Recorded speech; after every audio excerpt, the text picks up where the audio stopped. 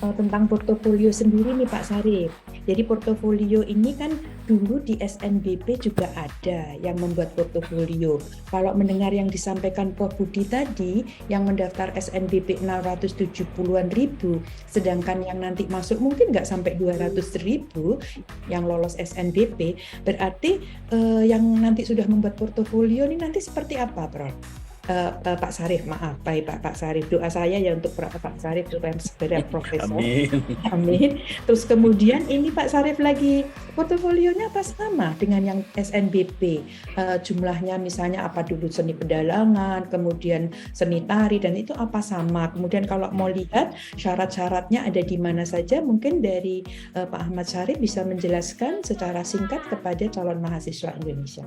Baik, Dipersilakan. terima kasih Bu Is. Baik adik-adik sekalian, Bapak Ibu yang hadir di kesempatan kali ini, saya bisa sampaikan. Untuk portofolio sebetulnya dari tahun lalu ada penambahan satu kelompok portofolio, yaitu adanya sentra tasik.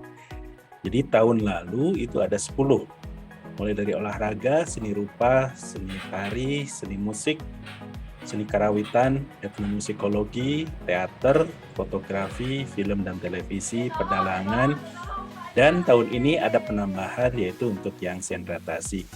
Detail informasi untuk masing-masing portofolio itu ada di laman. Silahkan diakses di laman SNPMB. Apabila adik-adik nanti melihat ada unduhan, nah di situ mungkin Bu Is bisa menampilkan juga begitu ya, akses ke lamannya, supaya nanti adik-adik sekalian juga bisa melihat di mana informasi sesungguhnya untuk yang portofolio.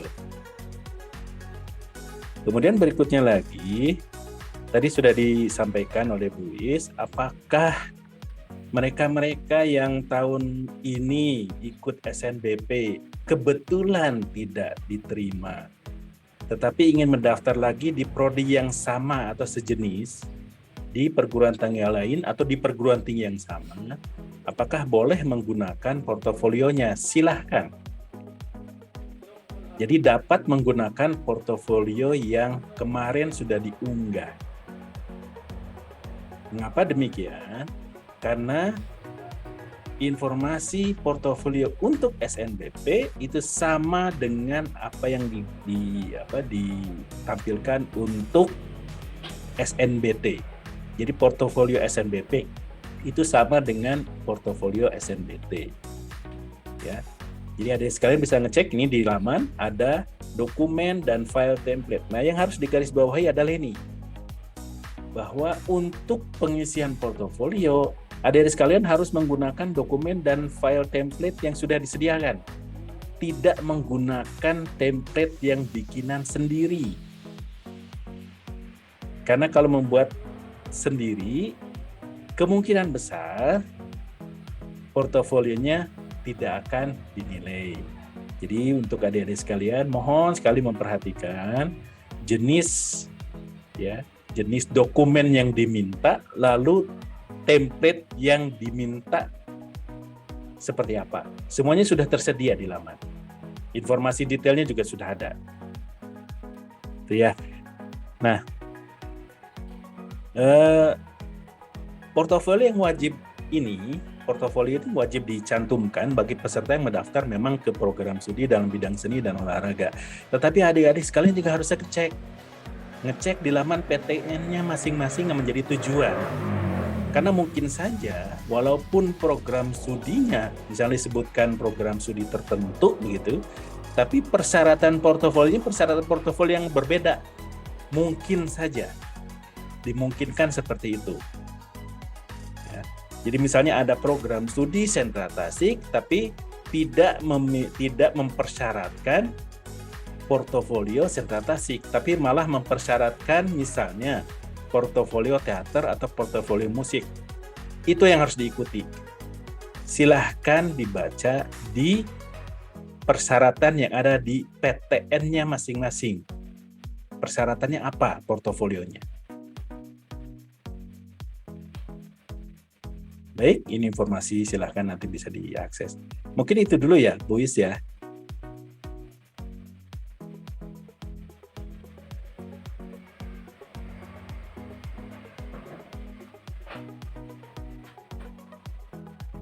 Halo, Buis? Oke, iya, baik, masih saya mute. Jadi Pak Sarif tadi setelah saya baca dengan sekilas tadi ya, itu bahwasannya memang sudah diatur sedemikian jelas nih, tidak menggunakan template file yang lain, jadi harus menggunakan yang sudah disediakan.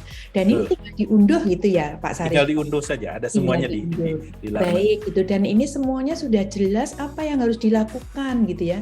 Jadi menarik sekali karena sebetulnya semuanya sudah ada bahkan ini kalau seni tari berarti aro yang diundah adalah satu buah file video, kemudian ada satu buah file PPT 3 slide berisi ini dan seterusnya.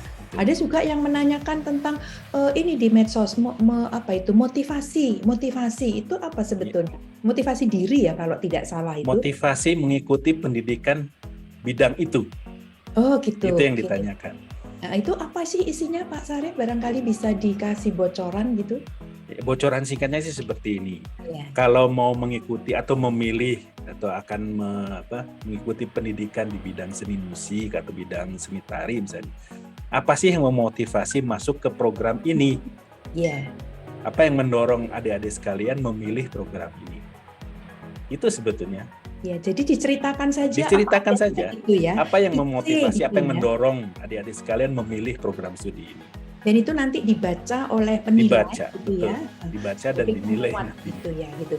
Baik, itu menarik sekali. Dan tadi saya sudah sempat membuka juga, misalnya seni rupa itu diminta untuk membuat gambar tentang timun emas gitu ya, di kerja raksasa yang berupa robot gitu. Wah, ini menarik sekali. Jadi memang kalau untuk yang seni atau olahraga ini memang membutuhkan portofolio sebagai eksistensi bahwasanya ini adalah suatu keterampilan yang dibutuhkan untuk prodi tersebut gitu ya Pak Sarif? Betul ya.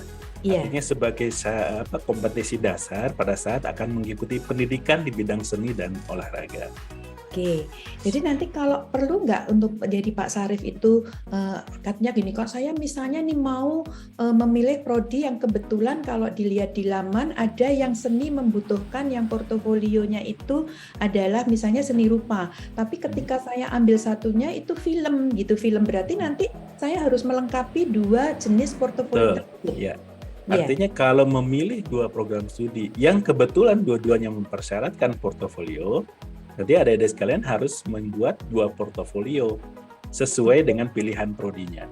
Tadi sudah disampaikan oleh Bu Is. Mungkin contohnya lagi misalnya, pilihan pertamanya prodi olahraga, pilihan keduanya prodi teater.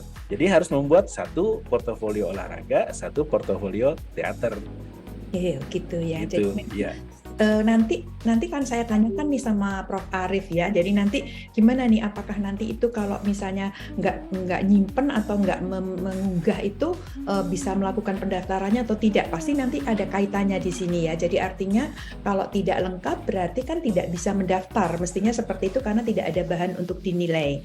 Itu ya Pak Sarif ya. Betul, iya. Nah, satu lagi Pak Sarif tentang ini Pak Sarif, kalau misalnya yang tadi sudah disampaikan juga, kalau mereka itu merasa yang waktu SNBP kebetulan tidak lolos, tapi saya mau menggambar lagi atau saya membuat portofolio yang baru lagi, dan apalagi pilihannya tadi tidak sama dengan prodi di SNBP, itu diperbolehkan atau tidak Pak Sarif? Boleh saja. Artinya mau menggunakan yang sebelumnya diunggah di SNBP atau mau membuat baru untuk mendaftar di SNBT juga diperkenankan. Oke, jadi artinya barangkali tidak diterima karena kemarin mungkin gambarnya saya tergesa-gesa gitu ya. Tapi kalau sekarang ya terus diperbaiki atau nanti videonya. Nah, kalau membuat video itu apakah harus dengan menggunakan peralatan yang canggih seperti itu, Pak Sarif? Tidak sih, Bu. Ya. Boleh saja sebetulnya adik-adik sekalian memanfaatkan HP begitu ya. Hanya memang dalam penyimpanan formatnya yang harus dilihat. Yang diminta itu formatnya MP4, MP4. Iya. Nah, kadang-kadang HP itu formatnya nanti terekam dalam format yang lain. Dan kemudian oleh adik-adik sekalian tidak diperiksa lagi, tidak dialih formatkan, itu yang diunggah. Nah, itu nanti biasanya tidak terbaca dalam proses penilaian. Iya. Jadi artinya setelah diunggah mestinya dicek kembali Dicek gitu ya. kembali formatnya, Cek betul. kembali Iya, formatnya. Selain sudah mengikuti panduan tadi itu, persis seperti yang diminta, kalau misalnya katakanlah ada batasan maksimalnya, harus diikuti sesuai apa yang ada di dalam juknisnya tadi ya, petunjuk teknis. betul. Dalam petunjuknya ini sebenarnya sudah diperkirakan satu file itu tidak akan lebih dari sekian, begitu ya. Ada keterangannya di petunjuk teknisnya, gitu. Iya. Artinya Baik. kalau lebih dari itu biasanya pengambilannya itu kemudian dilakukan tergesa-gesa atau dilakukannya tuh terlalu keasikan gitu ya rekamnya, Iya. sehingga kemudian filenya jadi terlalu besar sehingga tidak bisa diunggah.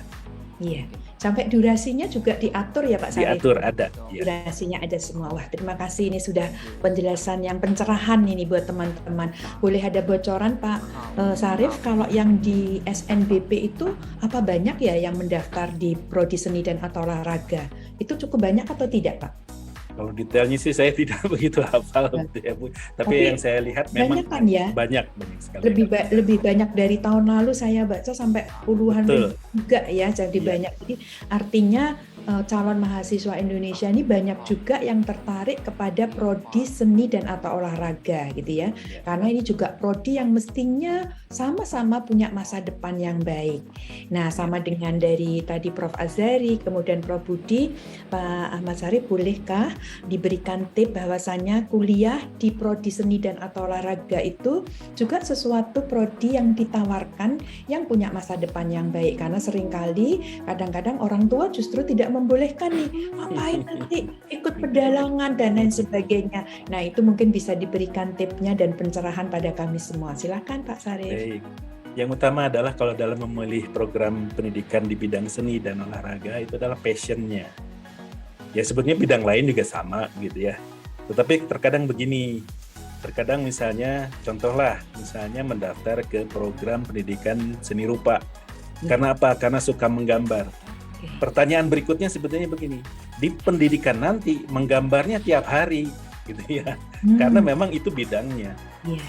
Nah, itu mau nggak tidak seperti itu, menggambar tiap hari, enjoy nggak dengan itu? Karena kalau menggambarnya hanya sekedar hobi biasa begitu ya, tidak punya passion lebih terhadap upaya menggambar itu atau kegiatan menggambar itu, pasti kaget pada saat mengikuti pendidikannya. Kok menggambarnya tiap hari ya seperti ini, dituntut ini itu begitu menggambarnya. Itu jadi biasanya itu yang kemudian jadi kendala bagi mahasiswa yang masuk ke program pendidikan seni gitu ya. Passionnya itu tetap harus dijaga dan harus tetap ada supaya bisa mengikuti pendidikan dengan baik. Baik, terima kasih Pak Sarif. Jadi baik, tadi sama-sama Ibu. Orang tua, guru, kemudian calon mahasiswa Indonesia, bahwasanya tadi yang diperlukan ini adalah passion-nya gitu. Suka enggak dengan seperti ini? Tapi saya rasa kalau suka enggak, kalau misalnya saya di jurusan statistika gitu ya, jurusan matematika, setiap hari juga ketemu dengan statistika sama matematika.